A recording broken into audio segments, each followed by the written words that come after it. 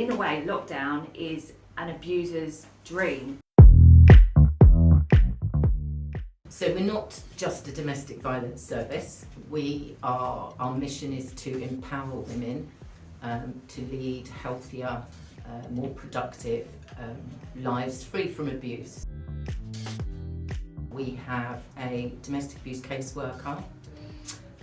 We have a specialist domestic abuse caseworker who works with ethnic minority and migrant women, primarily because their issues are so much more complex. And they require a lot of sort of hand-holding and support to get positive outcomes. The women's advocate role is also, the aim of that is to engage women who may not be disclosing domestic abuse for various reasons, and to build that trust so that they feel able to disclose and get the support they need. And then in addition, the other domestic support service we have is the My Ally, which I've mentioned. This is a telephone service, and Laura can probably tell you a bit more about it because she's the project manager. And the idea behind the My Ally is that people can call up when they are not ready to talk about being in domestic abuse relationships. Because very often, women that are in these relationships don't acknowledge that they are, or it's become normalised to them. So what we try and say is, if you're having relationship difficulties, talk to us, we can talk to you, we can support you. If you're struggling and you want someone to talk to, My Ally will help you. If they need further support, we have specialist workers across the domestic abuse landscape to help people at different stages in their journey. So interestingly, to answer that, My Ally only actually launched a year ago, so we didn't have this service prior to lockdown.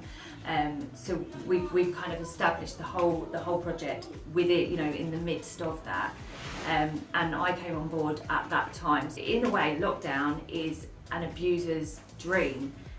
You know, what is better than to be, you know, have somebody who you're going to see all the time, you know exactly what they're doing, you're at home with them.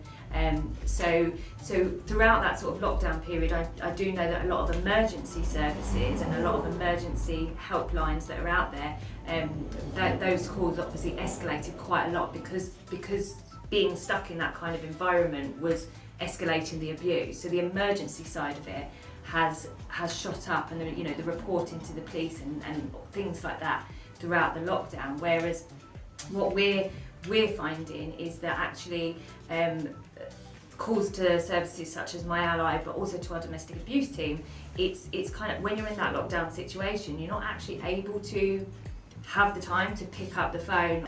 We have a telephone line, but we also have email support and Zoom groups as well. So we're sort of a wraparound support service. And yes, it is for people who potentially are at the beginning of their journey, and that's why we do say in a lot of our messaging that we put out relationship struggles and or domestic abuse, because a majority of the time, I'd say probably at least 65% of women that pick up that phone and have the initial conversation say, it's not domestic abuse, but... I'd echo the same thoughts. You know, I think for us it's a day where we can celebrate and really shine a light on women in general. You know, especially with us being in sport. You know, I think that's something where a lot of girls seem to drop out of sport at a younger age when they go into secondary school. So for me, it's about kind of trying to keep girls engaged in women's sport as much as possible. So alongside obviously the financial support, which is always really important, I think there's other ways that you can get involved. So you know, be advocates for change, go out, talk about the brilliant work that's going on at Watford Women's Centre, and like we said before, just make people aware of what's going on your doorstep. I think there's also volunteering opportunities, so you know, come along, see the work that the guys are doing down here, and see whether or not you're able to contribute to the change they're making in Watford and the surrounding area. Yeah, absolutely. I think that, you know, through sponsorship, and you've got, you've got more firepower behind you when you've got great sponsors working alongside you, and using their teams and their networks again to advocate for positive change is brilliant, and having a partner at Saracens like Alan Day, who really do support the community and the people that live in it. It's a brilliant relationship to have. But yeah, volunteers are the lifeblood of all sports. Without volunteers, just sport wouldn't exist. So I think they're integral. The time and commitment, the energy and enthusiasm that volunteers bring across sport and charities is absolutely essential. So I think sometimes they go under the radar, the work that they do, but without them, just we wouldn't be where we are today. So I think it's a big thank you to everyone that gets involved on a daily basis, and do fantastic work.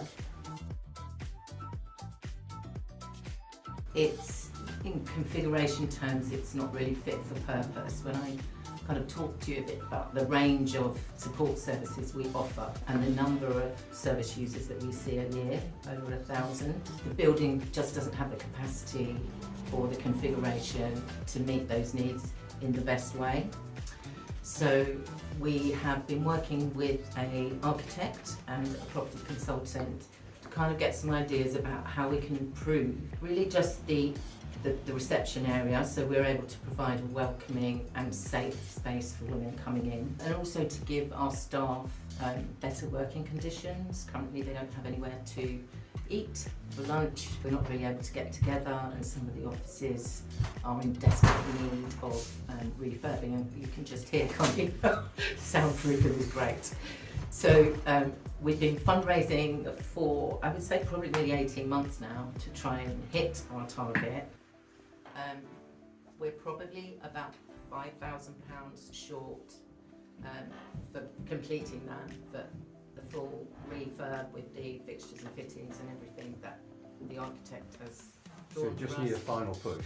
We need a final push, we do. We just need a final push, and I think International Women's Day is the perfect time to have that final push and say, please help us. We, as you've heard, we see over the years that we've been here, we will have supported thousands and thousands of women